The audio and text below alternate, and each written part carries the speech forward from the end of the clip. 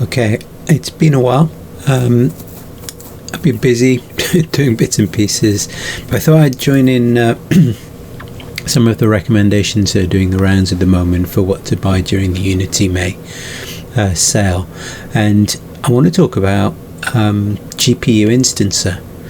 So I've been using World Streamer. The kind of thing I'm going to show today is not something you can do with Sector, and the reason for that is I've got things set up in World Streamer so that it loops. So essentially I've got a set of tiles. I'll show you the terrain in a second, but so I've got a set of tiles that just repeat. So after you get to the end of the last tile, then it'll put in the first tile in, and it uses a world mover to mitigate the problem of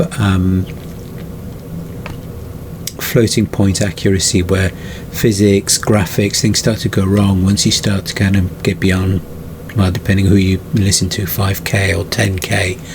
Let me just go into play mode. So this is not super smooth because we're in the editor, but it is in a build. So you can see all the terrain tiles are being loaded there, and I'm just need to concentrate a little bit still on the road. This is the Unity standard assets car controller. Oh, and it's not very easy to control. Big thanks to Roland, who does the rounds on various Discords, Nature Manufacture and Vegetation Studio, the awesome technologies Discord, for doing like the first of these car videos, getting me into the idea of cars. Now, if you keep an eye out on the tiles up at the top, we're just about to hit this point where suddenly the grass ends, and the problem is, if I click on Vegetation Studio, essentially you have to define in Vegetation Studio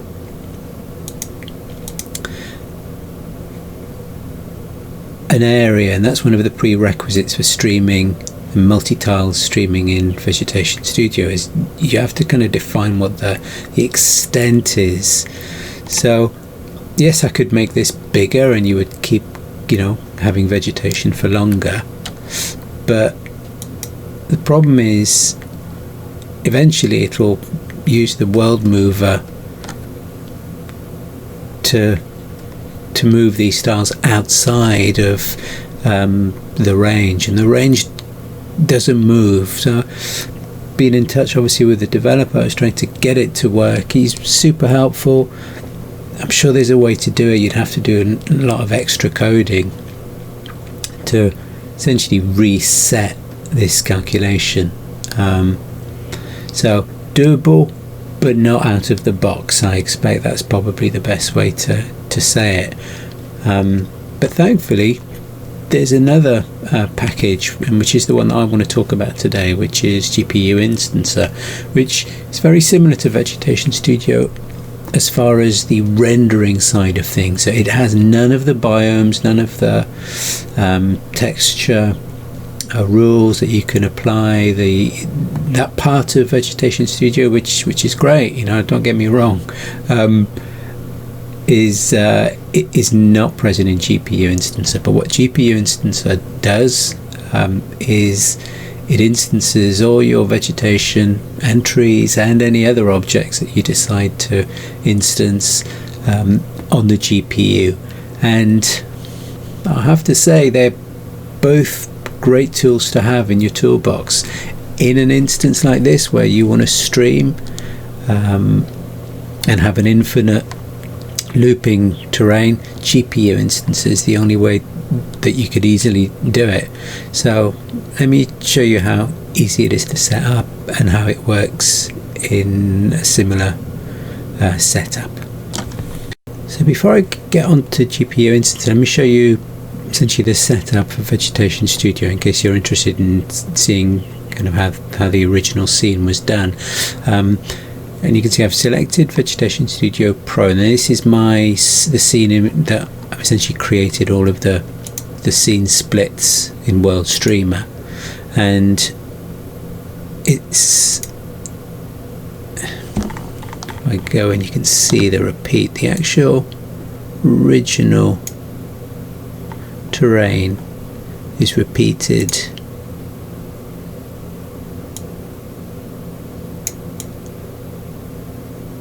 there it is 4 times.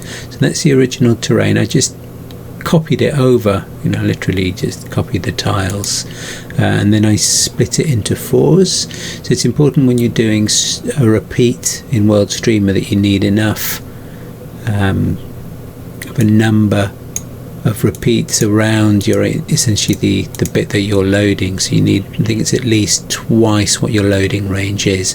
If you're really interested in me doing a tutorial on how to set up like this repeating looping setup, then I'll do it, but I don't want to get too lost in this right now. But you can see, so I've got my basic terrain, and the dimensions of this repeating section is what's defined essentially this area. But when you get to the end, then they get repeated and repeated and repeated, and eventually you get kind of 5 kilometers or more beyond where you started, and so the whole world is moved to cater for that floating point accuracy issue. So let's see if I can show you the actual floating point again.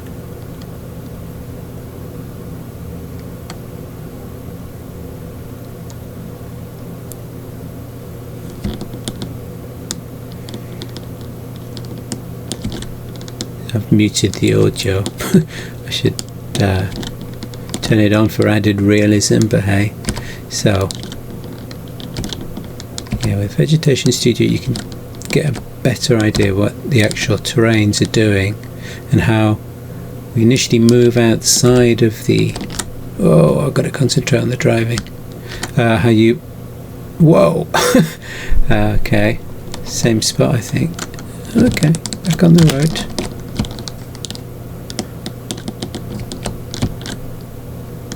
Okay, you concentrate for a bit. So how you're about to move out of the Vegetation Studio zone. Here we go. The terrains keep looping. Oh no. I'm well up for any recommendations for good car controllers.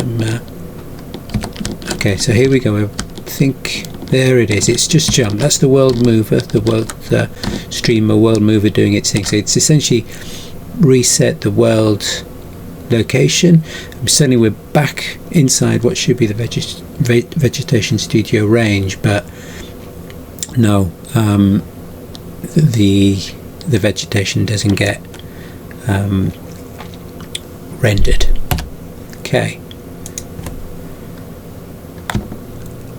Okay, so I'm back in Unity now. I've opened up a third version of this scene, which is the one that uses GPU Instancer, and the setup's very similar. So inside each of the world streamer splits I've got a terrain.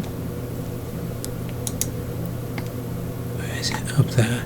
Let's find one a bit closer to us. And I've attached GPU Instancer Detail Manager and a Tree Manager. I'll show you how those are done, but honestly it's so easy. The only downside is you have to have one of those per terrain tile. It's a little bit like being back using Vegetation Studio, the standard edition, where you have to have a manager, Vegetation Studio system per tile, as opposed to Pro, where you just have one instance that automatically loads or applies itself to every single tile, terrain tile. So it is a little bit of manual stuff to do, but as you'll see when I show you the setup, it's so ridiculously easy to do. it's fine. So that's the split scene. The actual play scene, so I played around with different sizes, ended up finding that a 512 by 512 square was the best split for my scene for this particular one that I'm using. So let's go into play mode. Let's undo the audio, mute. We might as well enjoy some of the action.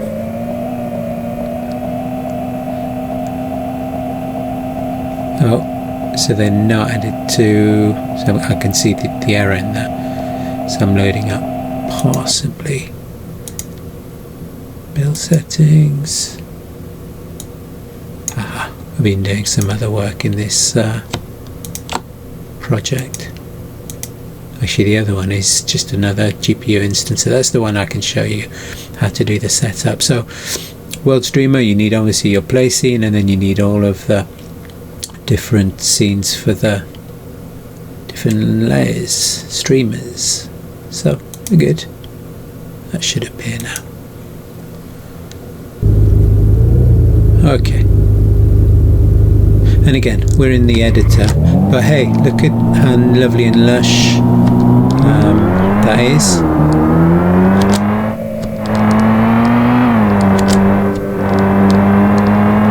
I think on this one I tweaked the driving, so it's actually an easier one to drive. Oh, here we go, but I forgot about my jumps.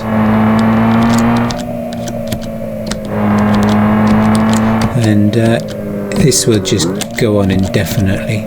Oh, ouch. I'm off. I misplaced, just right on the edge. That's the terrain end. I've misplaced a bit of grass. Makes it extra authentic. So I'll keep going until at least I get one of the world's mover events, so you can see the whole thing just jump back. And GPU Instancer has just inbuilt a floating point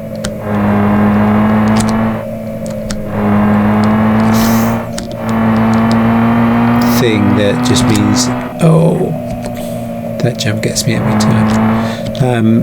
That means that it doesn't get thrown by the moving of the world, essentially. Let's keep going. There's another jump. Oh, that's better. Okay. I can't remember where I set the repeat for the world remove. I would expect it's fairly soon.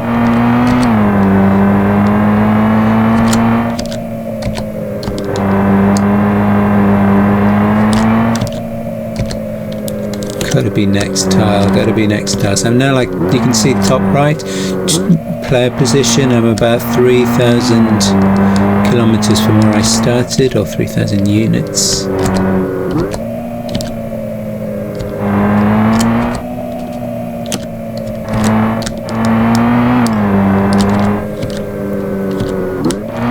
Where's my world mover? It's gotta be fairly soon.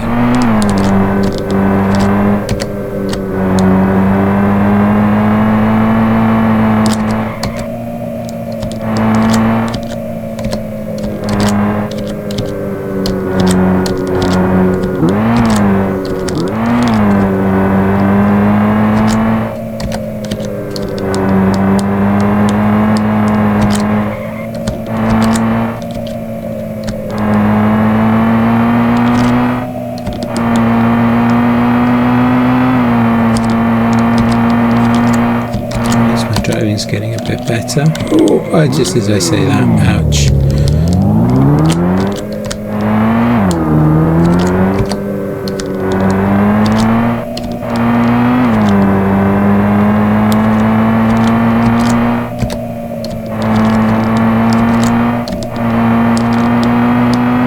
There it is.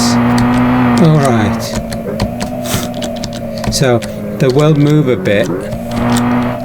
It's an event obviously that you don't want to happen too often. It's quite a big let me stop that and stop the audio. So it's quite that event of having to move all the origins of everything is quite, it doesn't lag actually on this. I should probably, something I should do is to actually play the build of this. Let me open that up. Yes, I'm going to be on ultra mega resolution. Let's do this. So it's a big event, the World Mover, so you only want it to happen once in a while. Okay, here we go. So quite a lot of grass, ultra settings, mega resolution, and I'm hitting with all that grass and foliage 77, 76, up to 90 now, 100 FPS. Oh, and I'm a rubbish driver. It's going to dip down to 67. Slight 45 there as the terrain tile moved. Ouch! Slight glitch on the terrain change.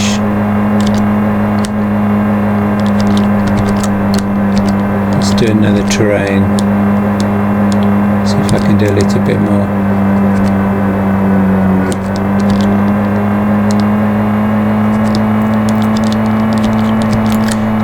So I've probably gone overboard. I definitely have gone overboard on the foliage and grass, I would say. But it's smooth, you know. I got one glitch on the previous one, but on this time round it's been completely fine. Right, so what makes all this possible? Okay, let's get to the actual let's get to actually show you GPU Instancer. So I think I've got one on here, yeah. So I think that's virgin, meaning virgin territory or terrain. If I have to, I'll create a quick Gaia scene. No, that's what I want. Yeah, so I've got a pretty crazy big scene. It's got CTS terrain shader. So like, do I have a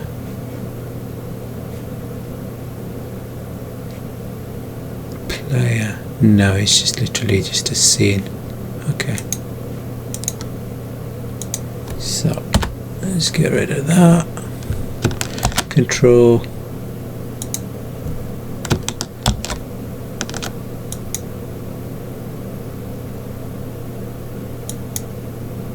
G for add. Oh no, so this is one thing that I'm not such a big fan with Gaia, is that if you go add a utilities, you say if you just go add a character, it says it's not just going to add a character, it's going to add a whole bunch of extra stuff, which I'm not sure I really want. Do I really want to all of that? Oh, go on then. It's not ideal, but still. So let's move our controller somewhere that's meaningful, and way too much post-processing for me as well, always on these. Let's get this guy down to the ground.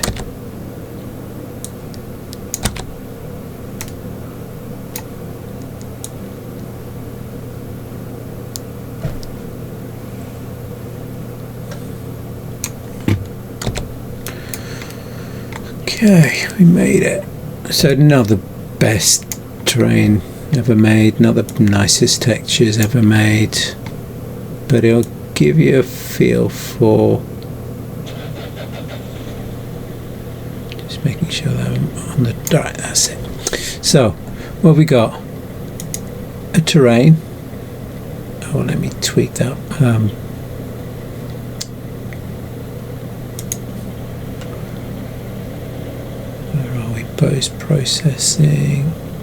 Post-processing volume, it'll have added somewhere. That's the ambient sky sample. Post-processing, don't really want to be using that. Any better? Yeah, I think that's my version 2, which takes off a lot of the extras. Okay, that'll do for jazz. So, terrain with broadleaf conifer. It's the Gaia setup, you know, you've seen it. And the vegetation is all of that vegetation that you get when you just kind of cluster. So there's some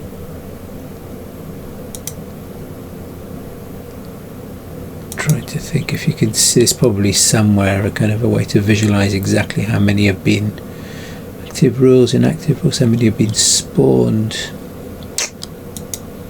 Tree spawner, total instances now. So actually I must have either painted it by hand or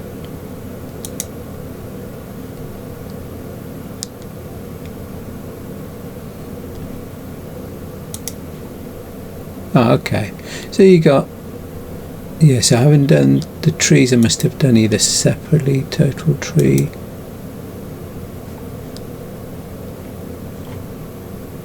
Yeah, I've done the trees in a separate, in a different way, but at the texture spawner you can see there's however many million, 12 million instances of grass.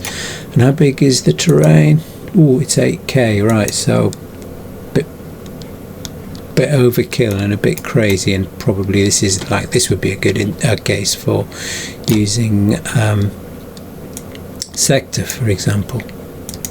So can we make this grass even nicer? And let's have a look if we kind of statistics we get.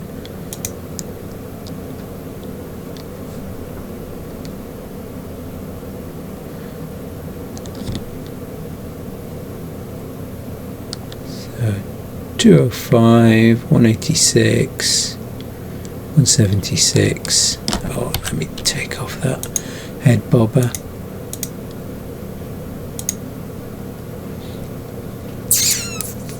Sorry, FPS controller. Yeah, thanks, but no thanks. And let's do some GPU instancer. So, I mean, it really is super easy. GPU instancer, you have 4 choices. Add Prefab Manager, add Detail Manager, so that will pick up any of the detail you've painted on the terrain, so grass, and add a Tree Manager, which will pick up any of the trees you've painted on your terrain. The Prefab Manager is for adding your own objects, but hand in hand with that Prefab Manager, tools, is a Prefab Importer, which will just say, right, whatever's been spawned, I'll show you what's there, and then you can import them yourself. I'm just going to start with just doing the detailed terrain. So I've opened it up, it's found the terrain, it's picked up all the prototypes, i.e. all of the different instances of the vegetation details, and generate prototype. I don't actually think you need to do that. I think that's done automatically the first time that you do it. You can play around with the detail density and max detail distance. So you can do it in scene view by simulating. You can press that and it'll kind of simulate. Otherwise you have to wait until you're in play mode, but you can go kind of, and stupidly, this is a rather big 8K terrain, so I'm just kind of going full on.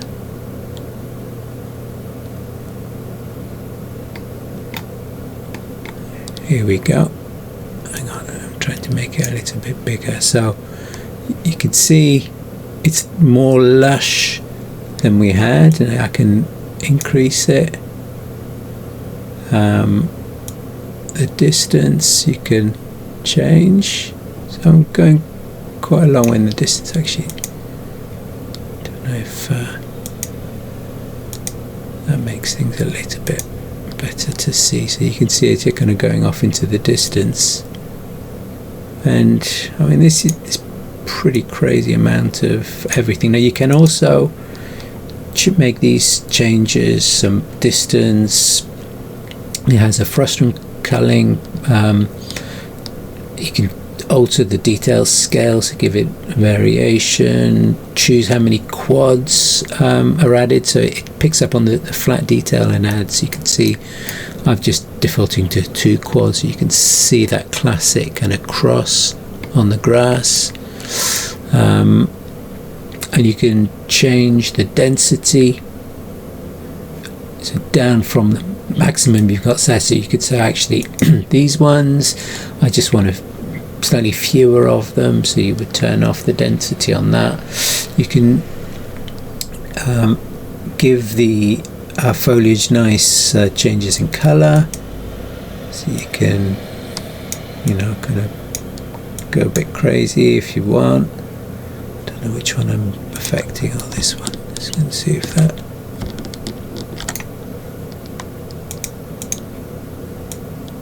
Yeah, so if you're into, you know, more manga type grass, you can start coloring things. It's got wind settings. You can see it's kind of really nicely animated. It's really flexible. It's really great. I have to say, you know, and I say that as a huge fan of Vegetation Studio, but GPU Instancer, wow, it just makes it so kind of easy. It's got another great thing, so I'm control clicking. I can select more than one, they call these prototypes, and just make changes across all 3 of those prototypes. If you want to add more, you just add them more and just generate prototypes, or add them manually by dragging and dropping. So that's the detail manager. I'll stop there. So you can see how kind of it changes from the default. This is what your, let me show you one more time. So this is what Gaia spawned. This is with GPU Instancer turned on, so it kind of bumps up the density and really kind of makes it much thicker. So we've done that. Hey, let's do our trees. Similar process. Now generate prototypes. Again, I'm not sure that you need to do that. I think it does it, and actually, no, I think you do. And the reason I think you do is because then it kind of generates the billboards. Like Vegetation Studio, it takes the trees. So these are the default speed trees. Again, you can kind of have max distance. You don't change the density of the trees in the way that you do with the foliage or the details, but we've now instanced the trees. I mean, it's kind of almost that easy. So let's go into play mode. So the reason for the detail preview is because it only does it in one place at a time. Now have a look at the frames.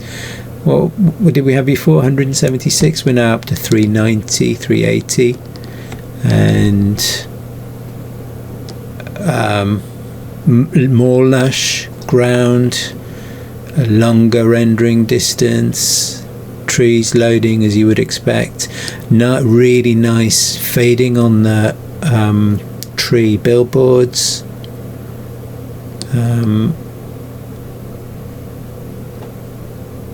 Yeah, but I mean, what can I tell you? I'm in the editor as well, you know, 380. Great. So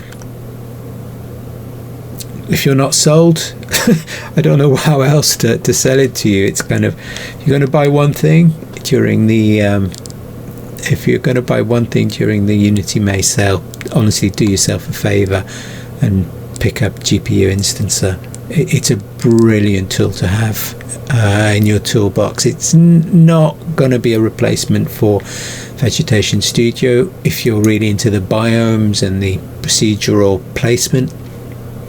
But if you're using Gaia, I guess especially because Gaia has its own procedural text spawning of details and trees, and you can just, as you see, just really easily plug it into GPU Instancer. Just tools, GPU Instancer, add detail manager, add prefab manager, and that's it. You know, it'll read what's been painted on your terrain and render it for you. It's pretty much effortless.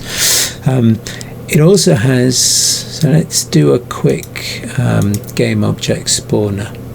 Just going to run that without thinking too much. I'm not sure what's on there. It's a big terrain though, so it might take a while, but hey, let's find out. Because if you remember, it's an 8K. I've got 8Ks, but hey, spawn away, see what you've got for me. And I'll probably end up having to fast forward the video at this point while Gaia does its GameObject spawning, which will leave us some rocks dotted about and some farms, looks like. Yeah, so I'll fast forward at this point.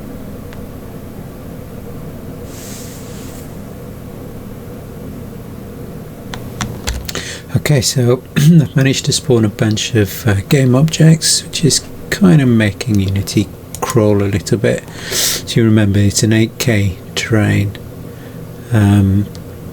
but I've got, I go into play mode now, so it does its magic. So there is, I guess, not really a downside, but one of the issues with GPU instances, it does take a little bit longer just to get started. There we go. Right, so we got some game objects spawned by Gaia. So I've not done any lighting on this at all. It's all a little bit like ugly, but where are we at now? So we're down to 137, 200, just running around. Okay, so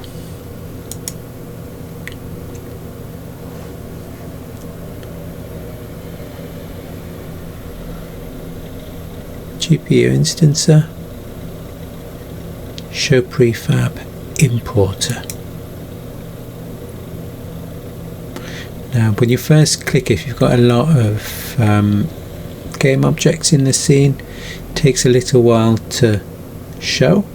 Just be a little bit patient. So here we are.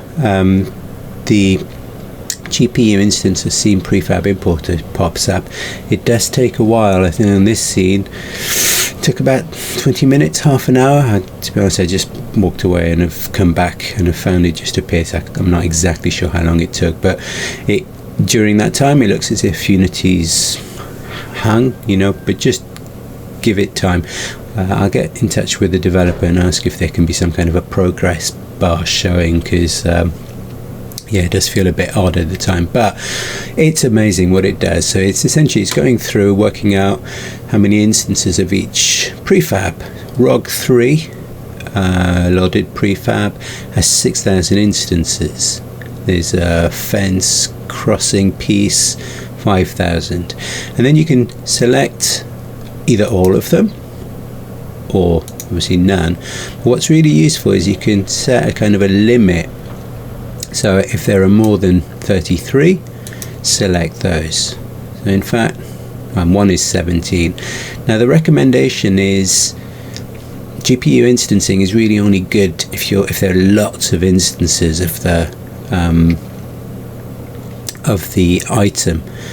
Exactly what that number should be is a little bit open to interpretation.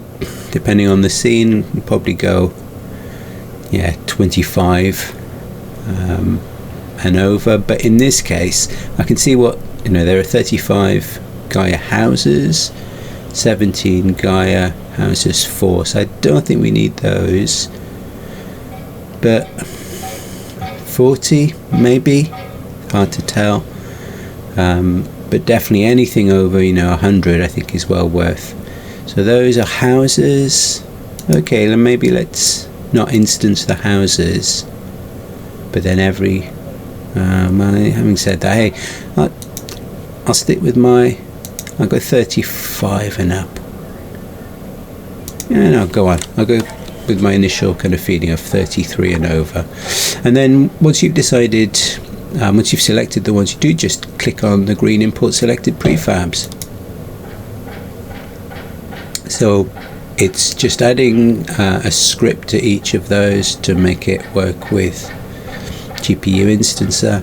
And again, you just have to be a little bit patient while it works its way through the various instances that you've asked it to load in. Okay, so here we go. We've got the GPU prefab instancer. You can add it separately, just add a prefab manager and then add each of these instances manually. Do have a look at the GPU Instancer tutorials, the videos. They're brilliant, really in depth. They'll cover everything you need to know. But essentially the process is the same as we've seen before. All the prototypes have come in. They can be selected one or more at a time, which is a godsend, to be honest, and is something that I certainly do wish that VegetationStudio Pro allowed you to do. And then you can do things like whether or not you want them to cast shadows or not, which you can do also on the detail manager, which is really useful for maximizing performance. I generally would say turn off shadowing on all details and add a screen space solution instead. But yeah, so I'll just pretty much leave it to the defaults on everything.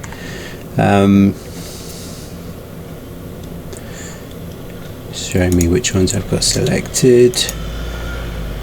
So I've got all of those. If you add or change the prefabs in the scene, just click on register instances in scene. It'll update the numbers. Let's have a look at, let me save. So we were getting, I think we got to the stage of we were getting initially 370, I think, with just the foliage instancing. Then we put in the GameObjects. I think we went down to 170. Let's have a look. And this is not really a good estimation of frames, because hey, I've got both views open, so the scene view is having an impact and also the editor itself is having an impact, but just to give you a kind of a rough ballpark. Okay, here we go. And so now we're back up to 220, 210.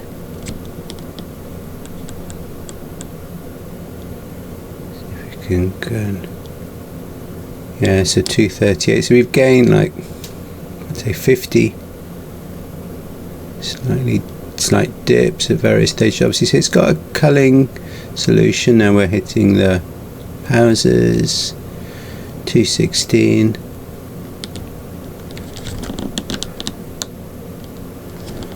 But works really well.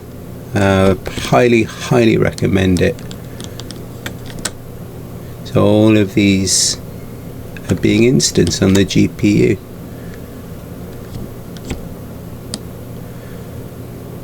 Trees, foliage, rocks and houses.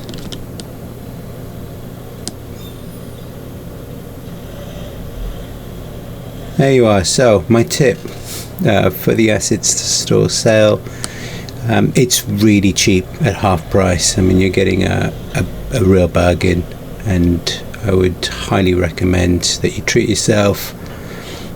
Get GPU Instancer in your development toolbox. It's not an exact replacement for Vegetation Studio, and neither should you think of it as a replacement. It's just an additional asset to have in your armory, as it were, just to get you out of trouble. Anytime that you've got, I mean, it's especially rocks and details around a terrain or an interior environment will work equally well for that. You'll you'll benefit from being able to add GPU instancer.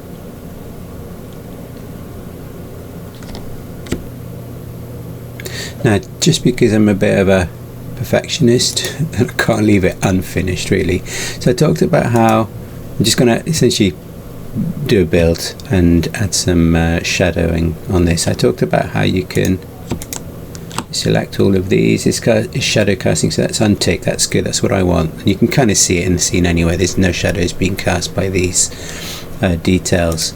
So I'm just going to add NGSS next gen shadows. So you select the light, add its main settings, and then on the camera you add the NGSS contact shadows component. So I'm just gonna leave things, have a look, do a bit of tweaking. Oh, I've forgotten one thing, that's why I'm not seeing the shadows.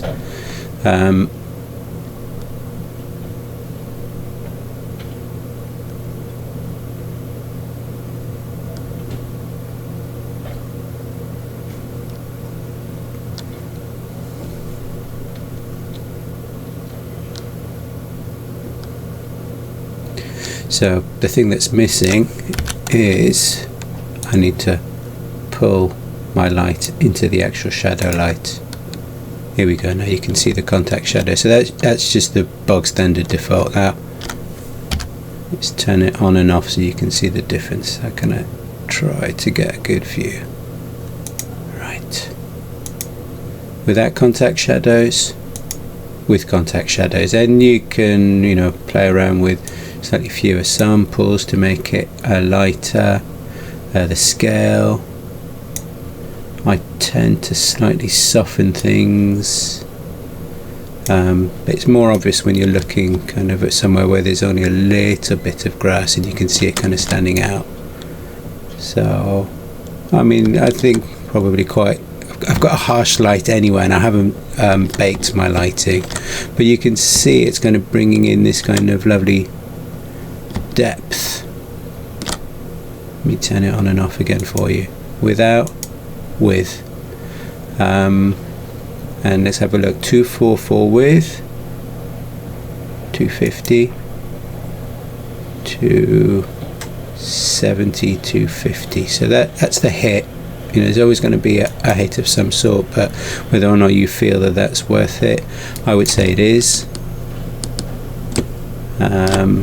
So let me save. Oh, I'll save that, but I need to remember to move my directional light back in.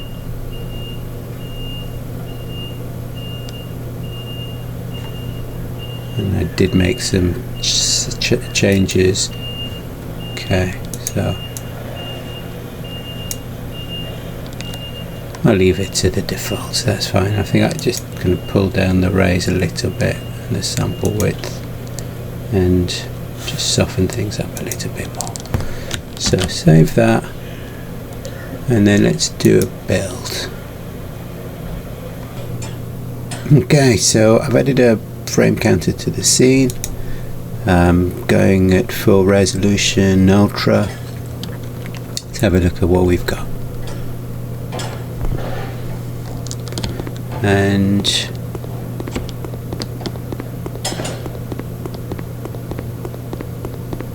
we're running at a smooth 70.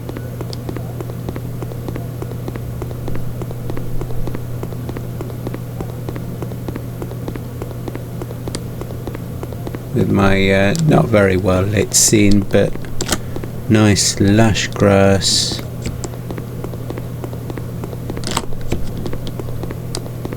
So there you can see the contact shadows, which you can smooth out better.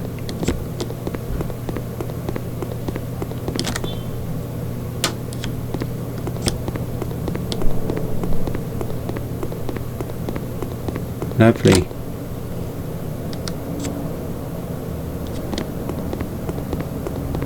So I hope you enjoyed that video. And as I say, it's essentially it's a huge recommendation for a GPU instancer.